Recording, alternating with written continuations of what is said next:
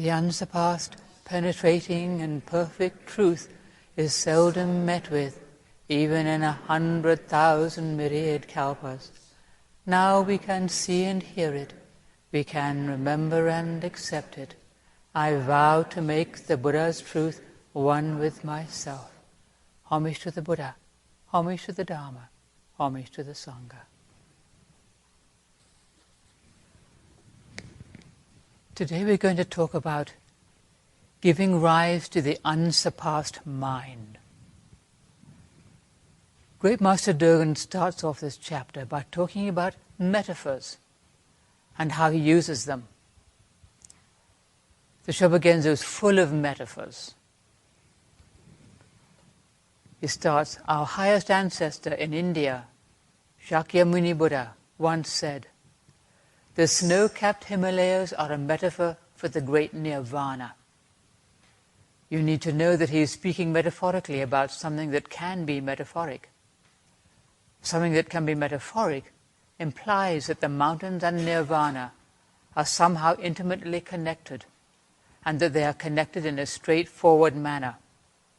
When he uses the term snow-capped Himalayas, he is using the actual snow-capped Himalayas as a metaphor, just as when he uses the term great nirvana, he is using the actual great nirvana as a metaphor. The clue here is that the metaphor and that which it represents are connected in a straightforward manner. There is something in the metaphor that points directly to what Dogen is trying to express. This is really helpful when we're trying to read the Shobogenzo, because it's full of metaphors, but often pointing directly in a straightforward manner. He's not just being mysterious and poetic. He's trying to convey something to us concretely. And often a metaphor or an analogy is the best way to do it. He's using a picture rather than words to express something. It's direct. It goes beyond words in a certain way, and we're more likely to remember it. The snow-capped Himalayas and the great nirvana, what do they have in common? Dogen had never seen the Himalayas. He'd never been there, but he'd heard about them. They must have been legendary. They still are, unimaginably vast, beautiful, inaccessible in any ordinary way, especially at that time. Nobody would think of trying to climb those huge mountains. The direct connection between the Himalayas and the great nirvana, that vastness and mysteriousness. Dogen says, Bodhidharma once said, any mind and all minds are like trees and stones. Here's another metaphor. What are trees and stones? They're the ordinary things of our daily experience, our ordinary daily mind. And he goes on. Mind here means mind just as it is. It is the mind that encompasses the whole of the great earth. Therefore, it is the mind of self and the mind of other. The mind that discriminates between self and other, between this and that. Any mind and all minds, those of ordinary worldly humans, those of the Buddhas and ancestors, those of celestial and demonic beings, among others, are precisely like trees and stones, ordinary things, and there is no mind apart from this. There isn't some special, different mind that we have to get somehow. It's this ordinary mind that we have. It's not separate. And, he says, by means of this mind of trees and stones, the mind of our daily experience, we give rise to the mind, capital M, that both seeks the way and does the practice to awaken to it, because these are the trees of our mind and the stones of our mind. Not something separate. One leads into the other naturally. They're not different. Don't despise this ordinary mind. It's by means of this mind of trees and stones, this ordinary mind, that we awaken our aspiration for the way and do the training. So don't despise these trees and stones of our experience. They are what help us on our way. They have got us to this point. They have made us what we are now. With the aid of these trees and stones of our mind, we bring forth what we are thinking about here and now, based upon not deliberately thinking about anything in particular. In other words, doing our meditation. All that we are is made up of what we have thought and done in the past. It's made up of our mind of trees and stones. We're made up of our past experience, our thoughts and our habits. We can accept them and be grateful for them. They have helped us on our way. And we're not just stuck with them. We can change our habits of mind. We can let things go. Dogen goes on. The national teacher Etchu once said, "The tiles and stones of our walls and fences, i.e. this is our experience of what we make of it, they are precisely what the mind of old Buddhas is. We should look into this. The mind of old Buddhas is not something far off. It is being satisfied with the morning gruel and being satisfied with the noontime meal. It is being satisfied with the grass and being satisfied with the water, like a well-trained water buffalo." As Reverend Hubert points out their analogy, another metaphor, an awakened trainee being satisfied with the grass and satisfied with the water. Being satisfied with the morning gruel and being satisfied with the noontime meal. Being content with our daily life. The morning gruel and noontime meal of our daily, ordinary life. Nothing special. Being content to be nourished by the Dharma that we practice every day. The mind of old Buddhas is not something separate from us. It's not something remote from us. We have this same mind. We're not different. We're not separate. We have this same mind. We have what we need. We just need to trust it. He goes on. To treat your mind in this way and to sit like a Buddha and act like a Buddha is called giving rise to the mind that seeks Buddhahood. Speaking more generally, the causes and conditions for giving rise to the enlightened mind do not come from any other place than the mind that seeks to be enlightened. For it is our very mind that is giving rise to the intention to search for Buddhahood. So don't think that you're lacking something, that you're lacking the mind that seeks the way, that it's for other people who have something that you don't have. It's up to us whether we nourish this mind or not, the mind that seeks the way. We simply put it into practice by sitting like a Buddha and acting like a Buddha as best we can. We don't have to be perfect. It's our aspiration that's most important. We're giving rise to the intention to search for Buddhahood. Searching for Buddhahood doesn't mean that we lack something now. We're trying to realize our Buddhahood, make it real, practice our enlightenment, as Dogen has said many times. We're not looking for something we don't have. We're trying to make real, put into practice what we have now by sitting like a Buddha, acting like a Buddha as best we can. Dogen goes on to give numerous examples of giving rise to the mind that seeks to be enlightened. Offering a blade of grass, offering a handful of sand is a story of a child who offers a handful of sand to a Buddha, and later on in a later life becomes King Ashoka because of this little offering of a handful of sand to a Buddha by a child. Offering rice to someone, to practice some bit of good at the suggestion of another, to do bows to the Buddha upon having been annoyed by some demon. Often when Dogen refers to demons, he means the arising of greed, hate and delusion. So when we've been annoyed by some demon, maybe we've broken the precepts. So we do bows of contrition to the Buddha, to do bows to the Buddha upon having been annoyed by some demon. Bows of contrition, probably. Sitting in meditation, reading the scriptures, making Buddha images or stupas. He goes on. All these expressions of faith, the expressions of a pure heart, the mind that seeks the way, all these different kind of practice, of offerings. There are people who have given rise to this intention in their sleep, or in a drunken stupor, like the drunken Brahmin we talked about, who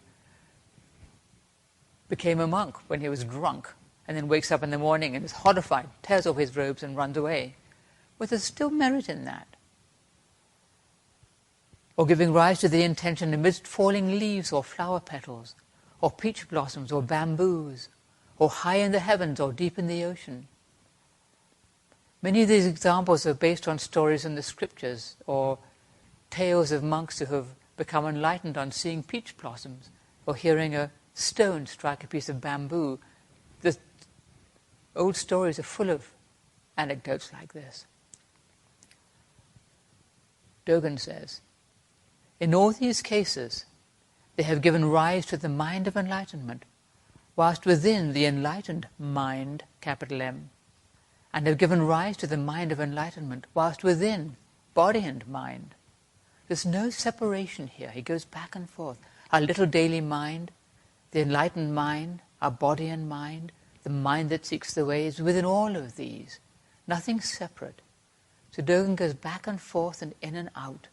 It doesn't let us get stuck with any of these kinds of mind. This is the great, wonderful mind. This is my ordinary little daily mind, which is worthless. It's all the mind. It's all nothing separate. They're not different minds. They're all aspects of the same mind. It's what we do with it that matters. He goes on, thus, our present-day fashioning of such things as stupas and images of Buddhas is undoubtedly due to our giving rise to our enlightened mind. It is our giving rise to the intention to reach Buddhahood forthwith and without giving up midway. Ceaseless practice, never giving up, keeping on going. This spiritually beneficial activity is free of any attachments. It is a meritorious activity that is free of any striving. Well, how can we give rise to the mind that seeks enlightenment and yet be free of any striving and be free of all attachments? It's by the practice of faith and devotion, simply doing our training, giving ourselves to it wholeheartedly, making our offerings to the three treasures, using our everyday experience and our everyday mind, not despising any of these to look for something different, being content with our daily life, while training hard within it, doing our very best, yet not striving for something, not trying to get something, trusting that doing the training is the practice of enlightenment itself, not a separate thing. Dogen continues, this mind enables us to see the true nature of all things. This is seeing Dharma nature. It is the meditative state that beckons to all the Buddhas. It is the invocation that finds all the Buddhas. It is the supreme, fully enlightened mind. It is the fruition of arhathood. It is the full manifestation of Buddhahood. Apart from this, there is no other method that is free of all attachments and free of any striving. Dogen isn't saying we're fully enlightened here. He's pointing out that our giving rise to the intention to realize Buddhahood is our enlightened mind. It's not a different mind. It's the mind of Buddhahood. There isn't some cut-off point. There is no mind apart from this. It's all one mind, and yet it has changed. It's like growing from a child to an adult. At what point do we stop being a child and suddenly we're grown up? There may be moments in our life when we suddenly grow up, but it's really overall a gradual thing. We're the same person in a way, but we're not quite the same. And we go back and forth. Our mind that seeks the way grows out of our mind of trees and stones, our everyday mind. And this is also the mind of enlightenment. In practice we might go back and forth.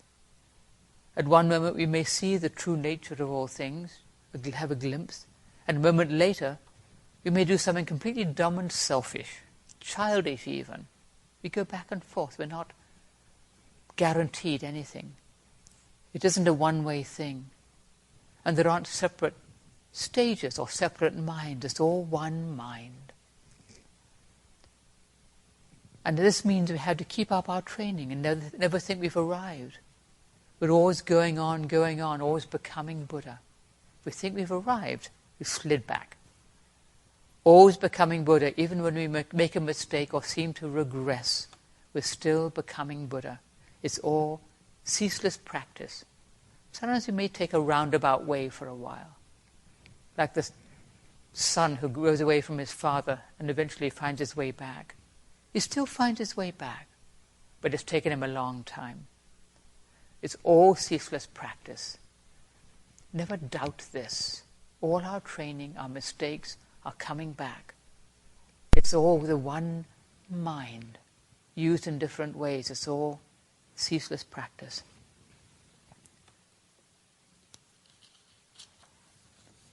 Now Dogen goes on a rant about people who say that making Buddha images or building stupas is just fostering attachments, and that one should just bring the selfish mind to a halt and be tranquil, train oneself to see the ultimate reality of Buddha nature. Well, we might think that doesn't sound so bad. What's the problem? It's the attitude of mind that's the problem. To make judgments about this is training, that isn't. There's nothing wrong with making images of the Buddha or building stupas. They're ways of venerating the Buddha. It's not fostering attachments. It could be, but it doesn't have to be. It's a way of making offerings, offering something to the Buddha, doing something with a heart of faith. And sitting and thinking about ultimate reality can be just thinking about oneself. It doesn't necessarily mean one is non-attached and doing some superior training. Dogen gets quite steamed up about these people who think building stupas is fostering attachments. Presumably he was thinking of that bunch somewhere who were looking down on people who trained in practical ways. And Dogen says, don't listen to these people. Wash your mind clean, wash your body clean, wash your ears clean, wash your eyes clean, and you will neither look at nor pay attention to such views and opinions. Just follow the teachings of the Buddha. Follow good spiritual guides. Keep coming back to the true teaching and explore through your training with your master what the Buddha Dharma is. Just have faith in the training and do it wholeheartedly. Your training with your master, we talked about this. Just following your path of training. Committed to your path of training. Don't look down on someone else's training just because they may do it a little differently. We all have our own slightly different way. Don't look down on your own training either, or your own efforts. We all have our own karmic impediments and our own strengths and weaknesses, our own talents and our own difficulties. Ceaseless practice, all those ancestors Dogen talked about, trained in different ways. They were all different. And yet they all had the same heart of faith and commitment. Ceaseless practice. They did not stop. They had faith in their way of training, each of them, and they did not stop. There's some really beautiful passages in this chapter.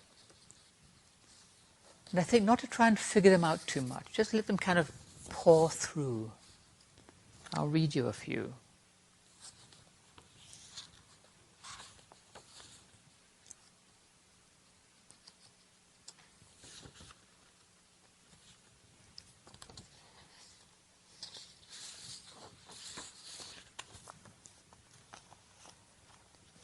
In the great way of the Buddha Dharma, the scriptures of the whole universe exist within a single mote of dust, and all the Buddhas beyond measure exist within a single mote of dust.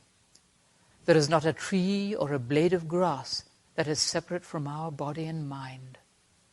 When the myriad thoughts and things do not arise, our whole mind also does not arise. And since this is the true form of all thoughts and things, it is the true form of every single mote of dust. Accordingly, our whole mind is all thoughts and things, and all thoughts and things are our whole mind, our whole being. You should firmly trust and understand that such things as the fashioning of Buddhist images and the raising of stupas are simply a manifestation of the mind that seeks enlightenment.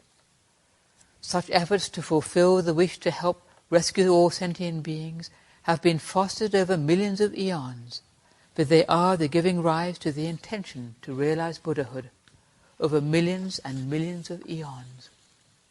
We call this encountering Buddha and hearkening to his teaching.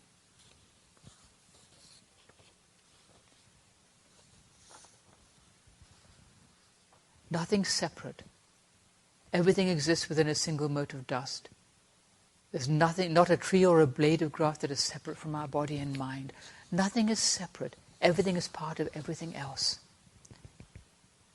And firmly trusting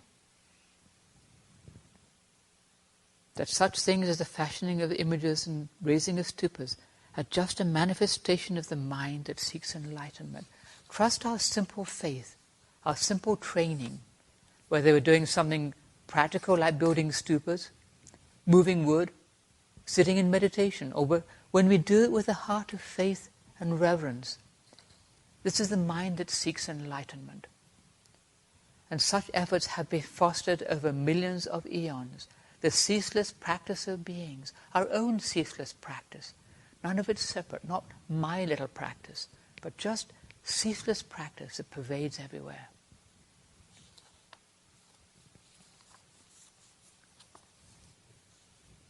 Shakyamuni Buddha once said, "When I saw the morning star emerge, I was enlightened simultaneously with the whole of the great earth and all its sentient beings." Accordingly, giving rise to the intention, doing the training and practice, awakening and realizing nirvana, we'll be giving rise to the intention, doing the training and practice, awakening and realizing nirvana, and all at the same time, nothing separate. The body and mind of which the Buddha spoke encompasses grasses and trees, tiles and stones, practical things, as well as wind and rain, water and fire.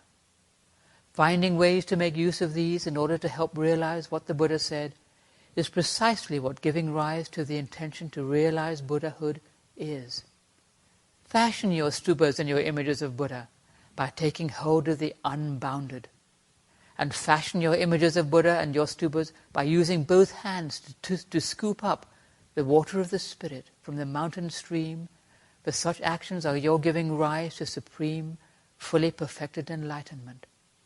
And so, throughout hundreds of thousands of myriad eons, this is how one person's giving rise to the intention to realize Buddhahood manifests, which is the same as doing the training and awakening to the truth.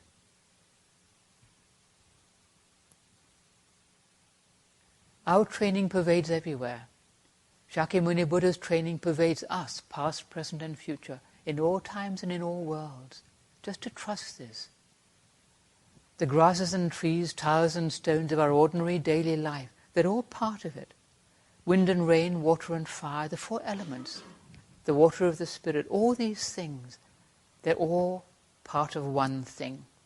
And we make it manifest by doing our ceaseless practice, giving rise to the unsurpassed mind, doing our best.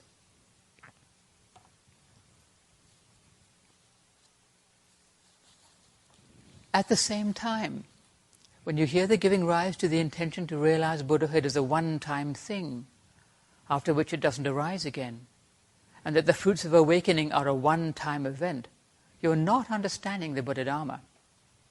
The intention can arise millions of times. It's still the same intention. And we experience it like this. Our aspiration to train ourselves doesn't arise just once. It arises over and over again, and we nourish it. Otherwise, we wouldn't be able to keep up our ceaseless practice. We would wander off the path. We have to keep nourishing this aspiration, the intention to realize Buddhahood, the intention to make it real for ourselves by sitting like a Buddha and acting like a Buddha. This intention comes up over and over again. And we know this. We realize we experience it for ourselves. We have our warmer and cooler moments. Sometimes it's really hard. We're slogging through the desert. And sometimes, yes, I really want to do this. It comes up over and over again. And when our aspiration is strong, or when our aspiration is weak, it's still ceaseless practice. Even when we're making a mistake or behaving like an animal, as Dogen has said, it's still our ceaseless practice. But we keep nourishing it, coming back to it, coming back to faith, constantly coming back, just as in meditation, coming back to the path.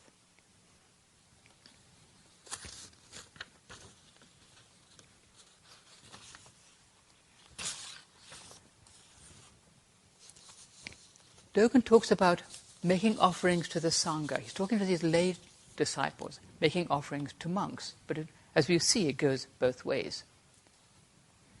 Shakyamuni Buddha once said, "You laymen and laywomen who are my virtuous sons and daughters, make alms offerings to the three treasures, Buddha, Dharma, and Sangha, with the flesh of your spouses and children, and make alms offerings to the three treasures with your own flesh.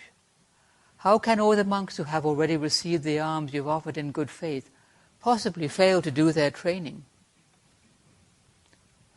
Now the Buddha isn't saying you have to give away your spouse and children or sacrifice your own flesh in some weird way. He wasn't like that. And Dogen explains this. He says, "So be aware that making alms offerings to the three treasures of such things as food, clothing, bedding, medicine, lodging for monks, cultivated lands and woodlands, is your making alms offerings of your own flesh and skin, bones and marrow, as well as those of your spouse and children. When we give, we're giving something of ourselves. It's not something separate from ourselves. And it's not something separate from our own family. It's all connected, but it's not my little gift separate from everything else.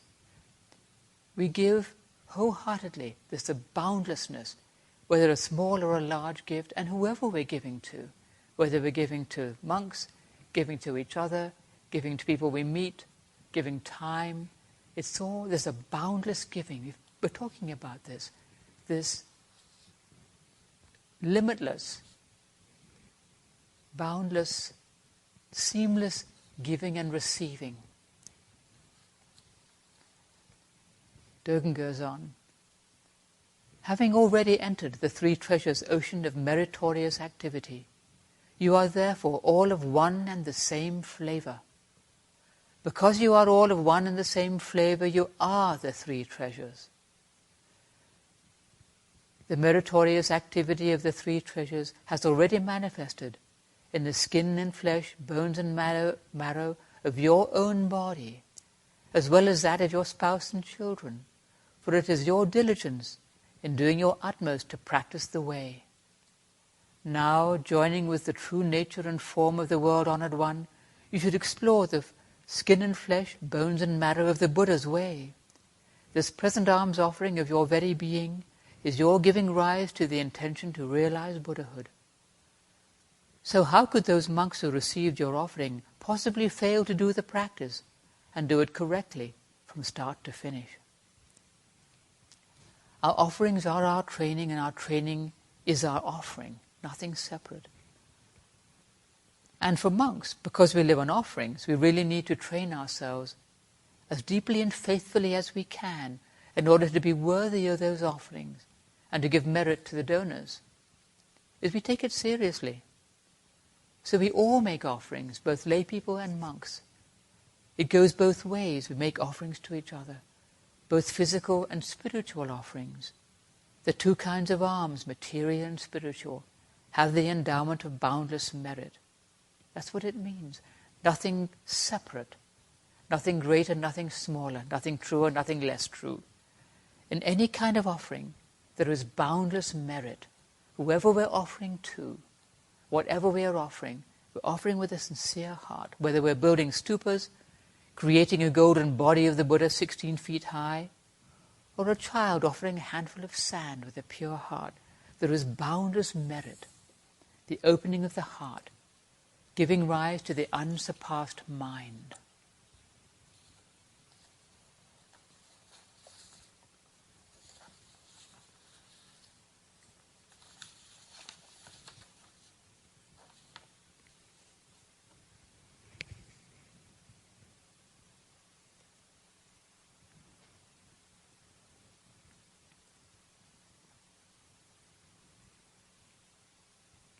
to give rise to your intention to realize Buddhahood is to wholeheartedly seek enlightened wisdom.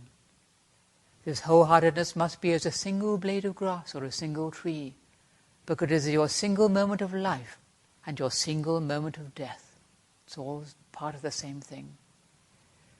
Even so, the depth of this meritorious activity is beyond any bounds, and its vastness is also beyond any bounds. Even were the Tathagata to speak for eons of time, describing this meritorious activity, he could not fully exhaust the topic, even then.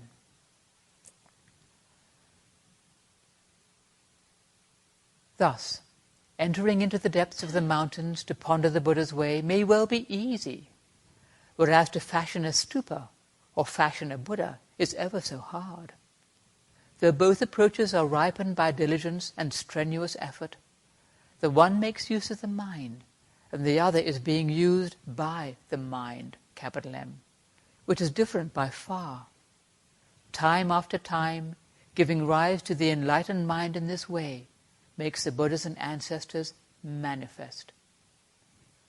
Making use of the mind and being used by the mind. Both of these are valid. They're both good ways of training, he says. But being used by the mind, i.e. following where the unsurpassed mind leads us, is much harder. It's relinquishing our views and opinions, our agendas, and simply doing what needs to be done, with the heart of faith, making our offering in whatever way is good. Not being in control, in charge of, I'm going to do this, or my little offering, or my small thing, or it's just my offering, nobody else is doing this. Wholeheartedly, unboundedly, limitlessly, without conditions, we give ourselves with both hands to our ceaseless practice of the way. Homage to all the Buddhas in all worlds. Homage to all the Bodhisattvas in all worlds. Homage to the scripture of great wisdom.